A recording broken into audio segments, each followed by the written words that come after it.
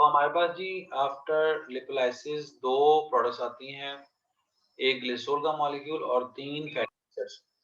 और ये दोनों चीज़ें जो है ना वो डिफरेंट वे से मेटाबोलाइज़ होंगी। आज अभी हम बात करते हैं फैटी एसिड के बारे में। तो फैटी एसिड जो आएगा हमारे पास उसको पहले हमने एक्टिवेट करना है। तो एक्टिवेट करने के लिए हम क्या करें जी कि उसको उसके साथ हमने ना कोएंजाइम ए लगाएँगे। ठीक है जी? कोएंजाइम ए का एडिशन करते हैं और वो हम बनता है फैटी एसाइल CoA, ठीक है? लेकिन इसमें हम जो ना एनर्जी यूटिलाइज़ करते हैं एटीपी की, ठीक है ना?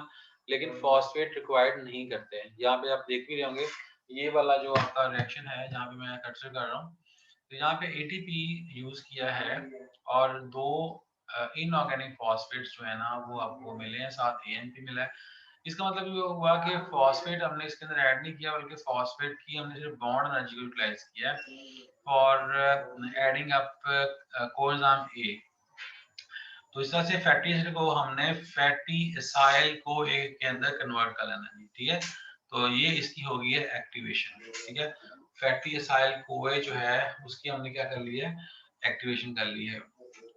अच्छा, इसमें एक बात और मैं करना चाहूँगा कि अब ये इसकी एक्टिवेशन तो हो गई, लेकिन अल्टीमेटली ये जो फैटी एसिड है, इसने जाना है आपके उसके पास माइटोकॉन्ड्रियल मैट्रिक्स के पास, ठीक है? क्योंकि इसने जो मेटाबोलाइज़ होना है ना, वो होना है थ्रू बीटा ऑक्सीडेशन। ये चीज़ें आपने याद रखनी है।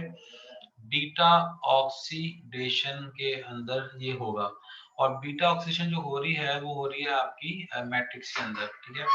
अच्छा, अब होता ये है कि जो फैटी एसिड्स है ना वो आपके 3 तरह के हैं, शॉर्ट चेन है, मीडियम चेन है और लॉन्ग चेन है। हाँ जी सेशन आपको आप रिजल्ट कार्ड चाहिए? जी जी वेट कर लें, मैं क्लास के बाद दे सकता हूँ,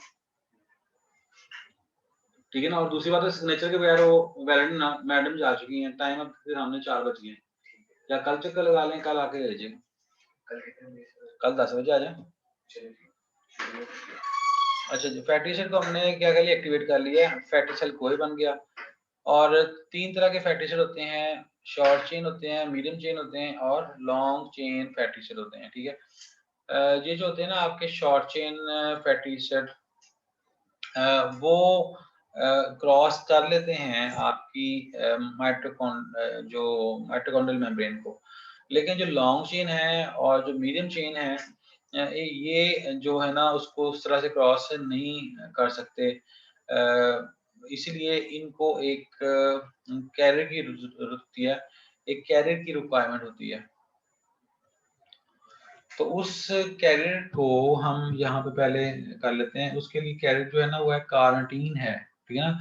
कार्निटीन है जो एक कैरियर है जो हम यूज करते हैं for the transfer of fatty acyl कोए इनटू द माइटोकॉन्ड्रियल मैट्रिक्स, ठीक है?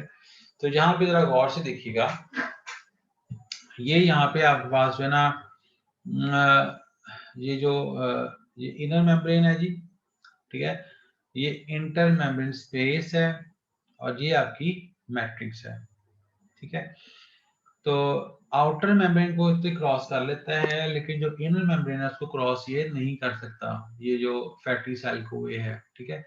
ये बात जरा गौर से सुननी है आपने मेरी। तो फैटी सेल को हमने बनाया था आउटसाइड द मतलब आउटसाइड द माइटोकॉन्ड्रिया।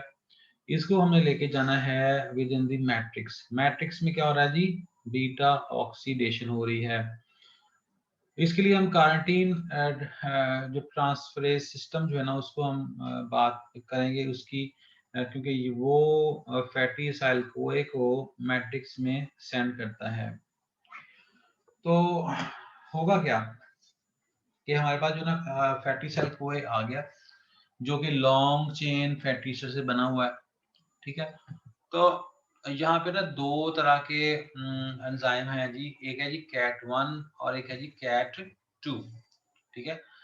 जो कैट 1 है वो मौजूद होता है जी आपका जो आपकी इंटर मेम्ब्रेन स्पेस के अंदर, ठीक है जी?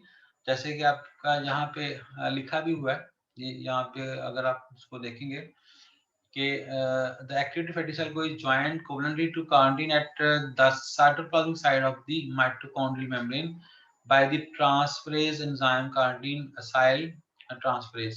ठीक है जी। तो और दूसरा जो है आपका CAT2 जो है located on the inner face of the mitochondrial membrane, यानी कि एक जो आपका है जो CAT1 जो है वो आपका यहाँ पे है जी, ये यहाँ पे CAT1 काम कर रहा है, कार्निटीन असाइल ट्रांसफरेज। ठीक है जी। और एक जो है वो अंदर मौजूद है CAT CAT2। ठीक है। CAT1 जो है वो इंटरमेम्ब्रेन स्पेस पे है, और जो आपका CAT2 है वो आपका कहाँ पे जी, इनर फेस ऑफ दी जो इनर माइटोकॉन्ड्रियल मेम्ब्रेन जो है। ठीक है जी। तो इस तरह से अब क्या होता है जी कि जब ये आपका फैटी सेल कोई आया, फैटी सेल कोई जो है उसके अंदर से कोएंजाइम ए जो है वो उसको रिमूव कर दिया जाएगा, और जो आपका फैटी सेल बचेगा उसको कार्निटीन के साथ कनेक्ट कर दिया जाएगा। तो बन जाएगा क्या, कार्निटीन फैटी एसिड। क्या बन जाएगा जी, कार्निटीन फैटी एसिड। अब ये कार्निटीन फैटी एसिड जो है ना वो अब CAT2 उस पे काम करेगा। CAT2 क्या करेगा जी कि उस पे से कार्निटीन को सेपरेट करके वापस से रिसाइकिल कर देगा, रिसाइकिल हो गया, और जो फैटी एसिड बचा उसके साथ कोएंजाइम ए को लगाकर मैट्रिक्स में भेज देगा। ये मैट्रिक्स में आ गया। ठीक है। और जब मैट्रिक्स में आ गया तो फिर ये कहाँ पे जाएगा, बीटा ऑक्सीडेशन के अंदर। ठीक है। मेरी बात आपको समझ लग रही है ना क्या कह रहा हूँ? ठीक है ना। मैंने क्या कहा आपको कि जो फैटी सेल कोए था वो आपका बन गया, उसको हमने अंदर लेके आना है मैट्रिक्स के अंदर, लेकिन अंदर मैट्रिक्स में वो जा नहीं पा रहा। वजह क्या है कि वो माइटोकॉन्ड्रियल मेम्ब्रेन को क्रॉस नहीं कर पा रहा। तो उसको क्रॉस कैसे करवाएंगे, हमारे पास है कार्निटीन असाइल ट्रांसफरेज सिस्टम, जिसमें दो एंजाइम्स हैं, CAT1 है और CAT2 है। CAT1 is present on the outer face of the inner mitochondrial membrane है, या कह लें इंटरमेम्ब्रेन स्पेस पे है, और दूसरा जो है वो inner face of the inner mitochondrial membrane है। तो CAT1 क्या करता है जी कि वो फैटी सेल कोए जो आया है उसमें से कोएंजाइम ए को रिमूव कर देगा, जो फैटी एसिड है उसको कार्निटीन के साथ मिला देगा, और का क्या बनेगा, कार्निटीन फैटी एसिड बन जाएगा। और कार्निटीन फैटी एसिड जो है उसको CAT2 क्या करेगा, उसके साथ उसमें में से कार्निटीन को रिमूव करेगा और साथ उसके कोएंजाइम ए को अटैच करेगा, और दोबारा से वो फैटी सेल कोए बन गया। और फैटी सेल कोए कहाँ जाएगा, बीटा ऑक्सीडेशन में। यहाँ तक समझ लग गई जी मेरी बात की? हाँ जी, मेरी बात समझ लग गई है? जी सर। Yes sir. हाँ जी। Yes sir. हाँ, हमने इसको ट्रांसपोर्ट किया है आपकी मैट्रिक्स के अंदर। अब क्या करेंगे कि आप इसको लेके जाएंगे बीटा ऑक्सीडेशन में। बीटा ऑक्सीडेशन में क्या होगा, बड़ा आसान सा है, इसमें 5 स्टेप का काम है। ये आपकी बीटा ऑक्सीडेशन आ गई है, और बीटा ऑक्सीजन में सबसे पहला स्टेप जो है उसमें क्या करते हैं, हमारा जो है ना अल्फा और बीटा कार्बन है, दो कार्बन है कि जो आपके क्या कहते हैं इसको, कार्बोक्सिलिक एंड वाली साइड पे ये जो होता है ना आपका, क्या कहते हैं इसको, जो फैटी एसिड होते हैं ना उनके दो एंड होते हैं, एक होता है कार्बोक्सिलिक एंड होता है, एक होता है उसका मिथाइल एंड। ठीक है। तो अगर आप उसको कार्बोक्सिलिक एंड से कार्बन पहला गिनेंगे ना, ठीक है, कार्बोक्सिलिक एंड से पहला कार्बन गिनेंगे तो उसको अल्फा कार्बन बोलते हैं, और कार्बोक्सिलिक एंड से अगर दूसरा कार्बन होगा तो उसको हम बीटा कार्बन बोलते हैं। मेरी बात समझ लग गई है कि क्या कहा मैंने?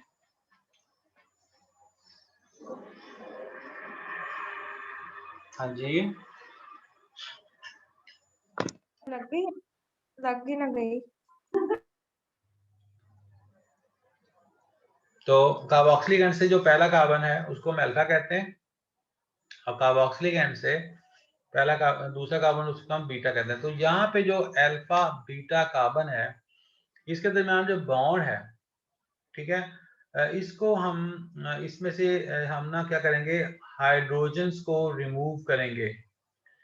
और जब हाइड्रोजन या कोई चीज रिमूव होती है तो क्या होता है, उसकी वजह से क्या होता है भला, उसमें डबल बॉन्ड बन जाता है, ठीक है ना हमेशा, क्योंकि आपको पता है कार्बन ने अपनी वैलेंसी जो है ना 4 उसको मेंटेन करना होता है। कार्बन ने अपनी वैलेंसी जो है 4 है उसको मेंटेन करना होता है। तो ये जो आपका अल्फा बीटा कार्बन है वहां पे आपके जो है ना अब यहाँ पे है हाइड्रोजन जो कि यहाँ पे बनाए नहीं हुए, ये कि यहाँ पे हाइड्रोजन मौजूद हैं, ठीक है, ये हाइड्रोजन मौजूद है यहाँ पे। तो अब जो 2 हाइड्रोजन हम इसमें निकालेंगे, यानी कि इसमें से 2 हाइड्रोजन जो है ना वो रिमूव किए जाएंगे। तो हाइड्रोजन्स को कौन ट्रांसपोर्ट करता है, कोई ऐसी चीज हमने पहले पढ़ी हुई है कि जो हाइड्रोजन्स को टेकअप करता है और ट्रांसफर करता है? कौन सी चीजें के बारे में हमने पढ़ा था अभी तक? क्रैब साइकिल में भी था, ऐसे हुआ, ग्लाइकोलाइसिस के अंदर भी हुआ था। तो कौन से ऐसे केमिकल कंपाउंड हैं कि जो हाइड्रोजन को एब्जॉर्ब करते हैं? हाँ जी, कोई पता नहीं है?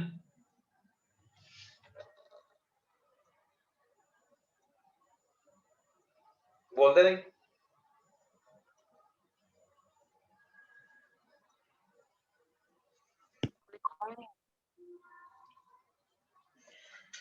NAD और FAD नहीं पढ़ा था हमने, है? NAD और FAD, ठीक है ना, ये 2 होते हैं, लेकिन इस रिएक्शन के अंदर जो है ना वो FAD है, फ्लेमिन एडेनिन डाइन्यूक्लियोटाइड, वो इन 2 हाइड्रोजन्स को अपने अंदर एब्जॉर्ब करता है। और हमारा जो ये फैटी एसिड है, ठीक है ना, इसमें से अब जो है 2 हाइड्रोजन निकल चुकी हैं, ठीक है ना, जिसको हमने फैटी एसाइल कोए बोला था ना, इसमें से 2 हाइड्रोजन्स जो है वो निकल चुकी हैं।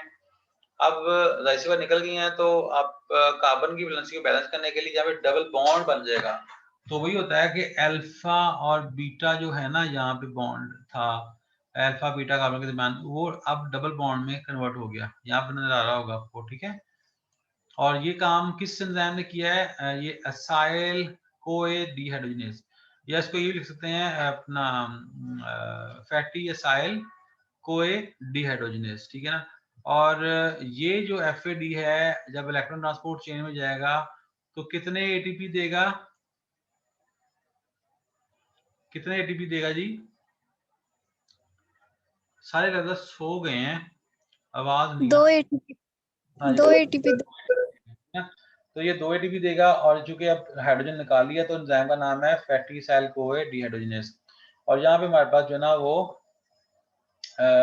2 जो है ना डबल बॉन्ड बन गया, ठीक है। यहाँ पे क्या बन गया इसका, ये डबल बॉन्ड बन गया। तो इसको हम बोलते हैं जी एनॉयल एनॉयल कोए, ठीक है ना। अब इस कंपाउंड का नाम है एनॉयल कोए। अब इसमें हम लोग वाटर को ऐड करते हैं, ठीक है ना। इसको हम इसके अंदर हम क्या करते हैं, वाटर को ऐड कर देते हैं, वाटर को ऐड करते हैं। वाटर इसलिए ऐड करते हैं कि रिएक्शन को इंक्रीज करने के लिए, फैसिलिटेट करने के लिए हम इसमें वाटर को ऐड कर देते हैं।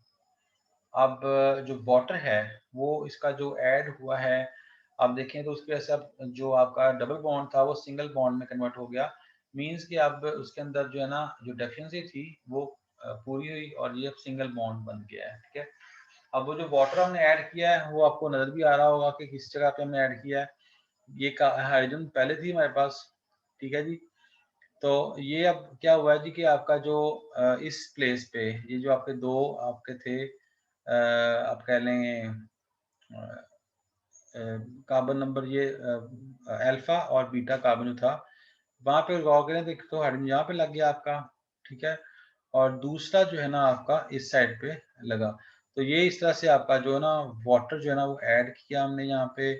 और अब ये जो आपका कंपाउंड बन गया है इसे हम कहते हैं बीटा हाइड्रोक्सी इसाइल कोए, ठीक है ना। बीटा हाइड्रोक्सी इसाइल कोए। और जिस एंजाइम ने इसमें वाटर ऐड किया है उसका नाम है जी इनॉयल कोए हाइड्रेटेस, ठीक है। और इस तरह से अब हमारे पास जो बन गया है बीटा हाइड्रोक्सी इसाइल कोए। अब इसके बाद क्या होगा, मजीद हमने इसमें से हाइड्रोजन को रिमूव करना है, 2 हाइड्रोजन को रिमूव करेंगे, डी हाइड्रोजनेज एंजाइम होगा और उसकी वजह से हम जो इसमें अपन एंजाइम यूज कर रहे हैं वो बीटा हाइड्रोक्सी इसाइल कोए डीहाइड्रोजिनेज है। ये सबस्ट्रेट के नाम पे वो कह लें नाम हो गया ना। और उसमें से हम चूंकि हाइड्रोजन को रिमूव कर रहे हैं तो डीहाइड्रोजिनेज आ गया नाम इसका। तो यहाँ पे अब 2 हाइड्रोजन रिमूव किए हैं, इसका मतलब है फिर इसमें जो है डबल बॉन्ड बनेगा। तो यहाँ पे देखें कि आपका जो डबल बॉन्ड बन गया बीटा पोजीशन पे, ठीक है। बीटा पोजीशन पे डबल बॉन्ड बना है, देखा होगा ऑक्सीजन के साथ, और इसीलिए इसको बीटा कीटो इसाइल कोई है क्योंकि ये कीटोन ग्रुप है।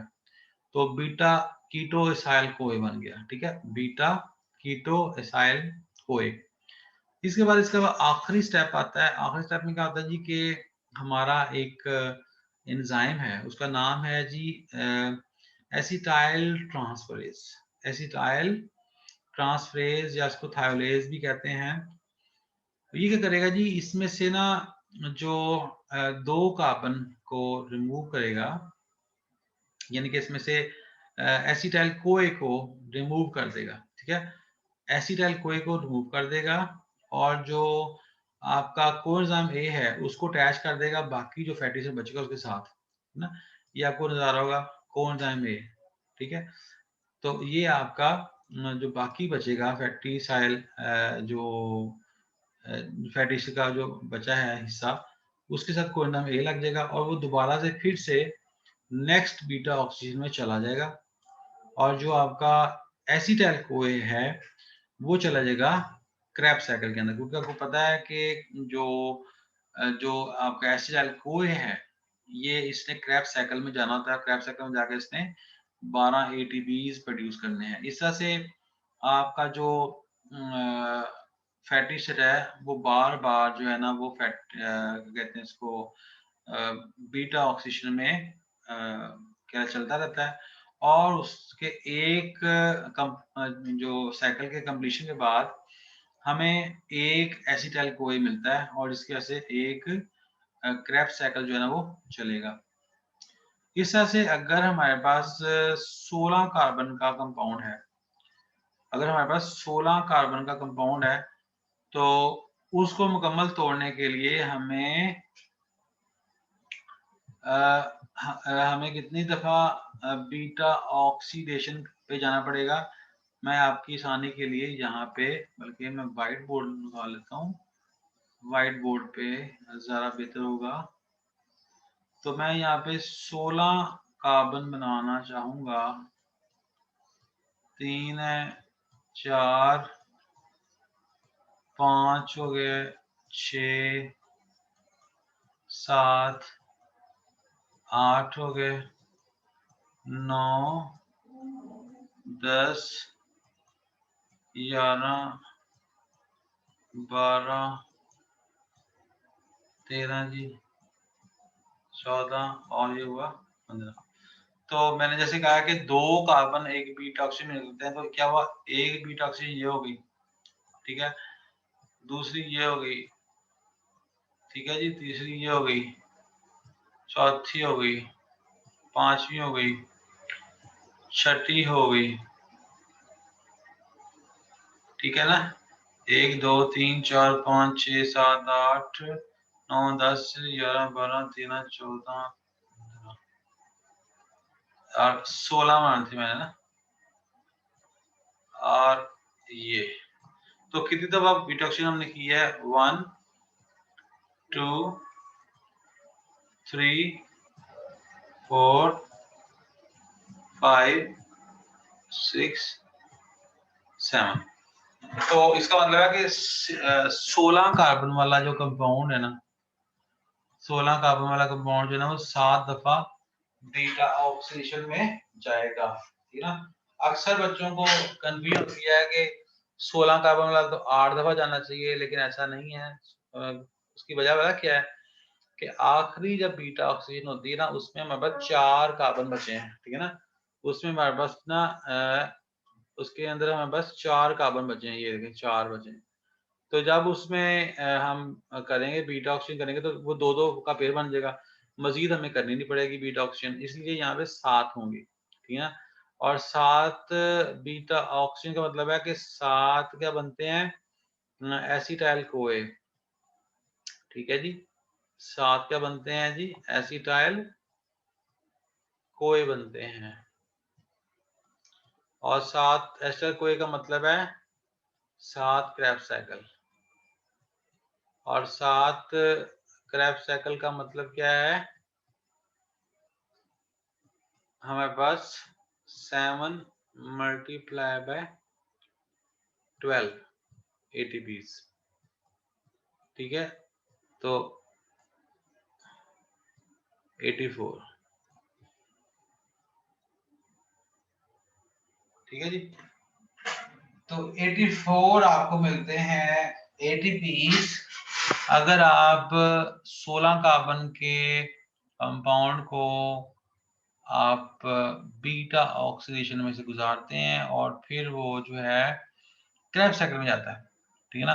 तो क्रैब साइकिल में वो 7 दफा हमें ये चलेगा, क्योंकि हमें पास 7 नहीं बल्कि 8, सॉरी सॉरी सॉरी सॉरी, गलती होगी मेरे से भी, 8 हमारे पास एस्टल को आ रहे हैं, गलती होगी, 8 एस्टल को आ रहे हैं जी, 8 एसिटाइल कोए हैं। कॉमन की बात है कि हमारे पास जो ना 8 एसिटाइल कोए आए हैं और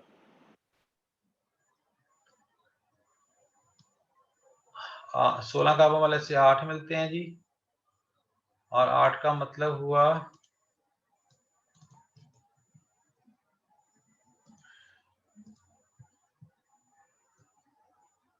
96, ठीक है जी, आप सही हो गए, ठीक है जी। यहाँ तक आपको हो गया जी कंफर्म। कोई मसला हो तो पूछ सकते हैं, कोई प्रॉब्लम है तो पूछ सकते हैं कि हमने आज जो किया है फैटी एसिड के बारे में, कि किस तरह से फैटी एसिड जो है वो बीटा ऑक्सीडेशन में जाते हैं। और बीटा ऑक्सीडेशन कहाँ पे हो रही है, ये हो रही है मैट्रिक्स के अंदर, माइटोकॉन्ड्रियल मैट्रिक्स में है। और लॉन्ग चेन को गुजारने के लिए हम यूज करते हैं कार्टीन असाइल ट्रांसफर सिस्टम, ठीक है ना। वो क्या करता है जी कि लॉन्ग चेन फैटी एसिड को मैट्रिक्स में लेके जाएगा और उसके अंदर फिर बीटा ऑक्सीजन होगी, और बीटा ऑक्सीजन से हमें फिर फर्दर जो है ना एनर्जी जो मिलती है, इसकी हम कैलकुलेशन सारा करेंगे।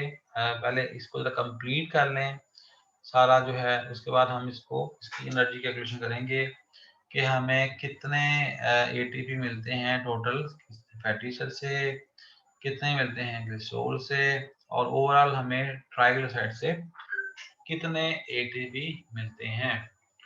तो यहाँ तक कोई क्वेश्चन है तो पूछ सकते हैं, इसको कर लीजिएगा घर में, दोबारा से रिवाइज बुक आपके पास मौजूद है।